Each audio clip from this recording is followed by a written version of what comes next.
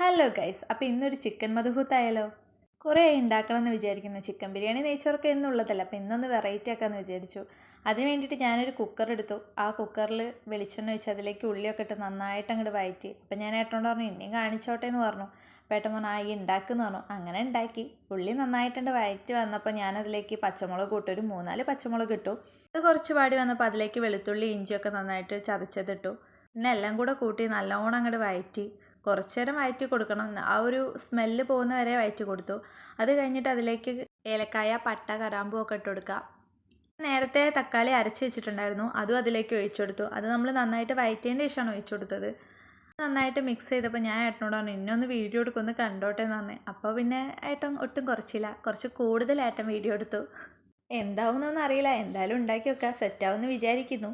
ഏട്ടൻ പറഞ്ഞു കുറച്ച് നേരം എന്നാൽ ഞാനും ഇളക്കാമെന്ന് പറഞ്ഞു. അങ്ങനെ ഏട്ടനും കുറച്ച് നേരം ഇളക്കി. പിന്നെ അത് കഴിഞ്ഞപ്പോൾ എനിക്ക് ഓർമ്മ ഞാൻ ഉപ്പിടാൻ മറന്നു എന്ന്. അങ്ങനെ ഞാൻ കുറച്ച് ആവശ്യത്തിന് ഉപ്പിട്ട് കൊടുത്തു. അത് കഴിഞ്ഞിട്ട് ഞാനിവിടെ പ്രത്യേകം തയ്യാറാക്കിയൊരു മധൂത്ത് മസാല ഇട്ടായിരുന്നു, അതും ഇട്ട് കൊടുത്തു. അങ്ങനെ അതെല്ലാം കൂടിയിട്ട് നല്ലോണം മിക്സാക്കി എന്ന് പറഞ്ഞാൽ നല്ലോണം ആ ഒരു സ്മെല്ല് മാറുന്ന വരെ നല്ലോണം അവിടെ മിക്സാക്കി. പൊടികളൊക്കെ ഒന്ന് നല്ലോണം വഴറ്റിയോട്ടെ വിചാരിച്ചിട്ട് പിന്നെ അതിലേക്ക് ആവശ്യമായിട്ടുള്ള വെള്ളം ഒഴിച്ചു കൊടുത്തു. അതായത് നമ്മൾ അരി ഇടുന്നതിന് മുന്നേ കുറച്ച് വെള്ളം ഒഴിക്കണമല്ലോ, അങ്ങനെയാണല്ലോ. അങ്ങനെ ആ പാകത്തിന് കുറച്ച് വെള്ളം ഒഴിച്ചു കൊടുത്തു. അതിലേക്ക് ഇത്തിരി ഗരം മസാല ഇട്ടു. എന്നിട്ട് അതിലേക്ക് ആ ചിക്കൻ ഇട്ട് കൊടുക്കുക. ചിക്കൻ ഇടുന്ന വീഡിയോ ഞാൻ എടുക്കാൻ മറന്നു, അതുകൊണ്ടാണ് ലാസ്റ്റിലേക്ക് കുറച്ച് കഷ്ണങ്ങൾ ഇട്ടത്.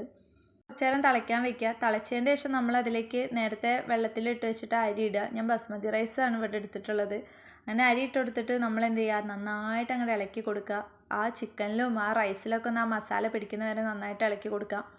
പിന്നെ ഒന്നും പറയണ്ടല്ലോ, നേരെ അങ്ങോട്ട് അടച്ച് വെക്കുക. ഹൈ ഫ്ലെയിമിലിട്ടിട്ട് ഒറ്റ വിസിലടിക്കുക. സംഭവം എന്തായാലും അടിപൊളിയായി. ഞാനും ഏട്ടനും കഴിച്ചു നോക്കി. ഏട്ടനും പറഞ്ഞു അടിപൊളിയാണെന്ന്. പിന്നെ എനിക്ക് നന്നായിട്ട് ഇഷ്ടപ്പെട്ടു.